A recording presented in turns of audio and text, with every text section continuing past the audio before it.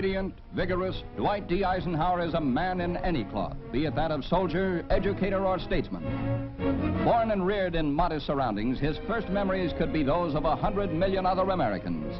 Many of us could feel at home in Ike's boyhood room, could show similar family tintypes, and duplicate this record of happy school days. While a world whose liberty he saved may be thankful he chose West Point to start his career, a career that flowered in victory over Rommel in the deserts of North Africa, the first major Allied triumph in World War II after a nightmare of defeats. Sharing the laurels of this moment with Britain's gallant Montgomery, General Eisenhower displayed the understanding that brought about his selection to lead the crusade in Europe. Ike becomes the architect of victory in Europe, the inspiring figure that conceived and executed D-Day, and the following campaign that swept the forces of Hitler to total defeat. The United Nations will gratefully remember Tedder, Montgomery, Spaatz, Bradley, DeLotte, Creer, and many others.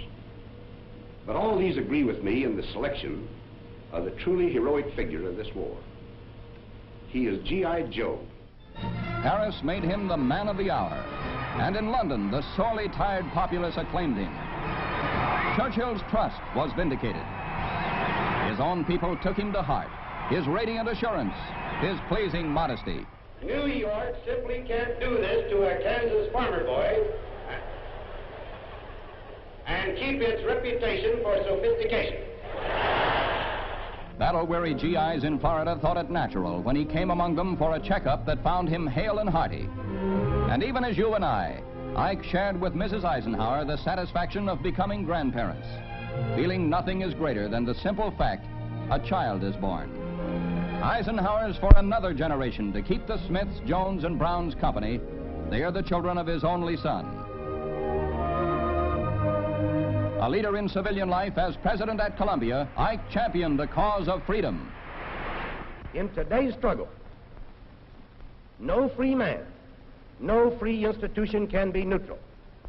All must be joined in a common profession, that of democratic citizenship. But the threat of communist aggressions again called on General Eisenhower's genius for getting things done. And in one short year, as Supreme Commander of Shape, he did what no statesman before him could ever do. From Norway to Greece and Turkey, he made allies of old enemies, made the dream of a United States of Europe a realizable fact. We here at SHAPE, representatives of many nations, work day by day, constantly, with these intricate and difficult problems. We require faith, self-confidence, devotion, tenacity, always tenacity. At home, meanwhile, his own people clamored for his leadership. Shocked by disclosures of corruption, they now called on Ike to return. In demonstrations unique in politics and in primary elections, they issued a clear-cut call that could not be denied. Senator Lodge carried the message, and Ike, now assured that the foundation for European solidarity was well set, said goodbye to the organization that remains a lasting monument to his skill for handling critical situations. So, entering the presidential race, he again parts company with old comrades.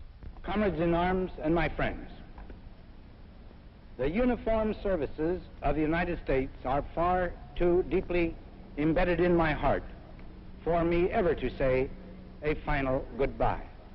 I hope you will allow me to say, until we meet again. The boy who went forth to battle returns to Abilene, Kansas, and the scenes of his childhood, the most notable figure of his time. Ladies and gentlemen, I believe we can have peace with honor, reasonable security with national solvency. I believe in the future of the United States of America. The Republican National Convention at Chicago recognized the voice of the people and made Ike the leader of still another crusade. I take up this task, therefore, in a spirit of deep obligation, mindful of its burdens and of its decisive importance. I accept your summons. I will lead this crusade.